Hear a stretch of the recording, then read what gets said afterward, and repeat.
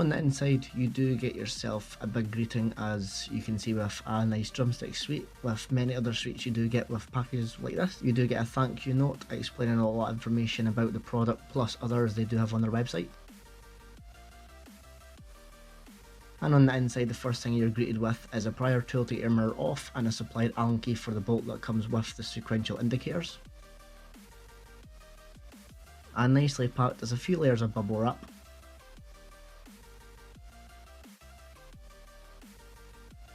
And on the inside you are greeted with a CUK Car Enhancements UK sticker that you can put anywhere on the car or wherever you want.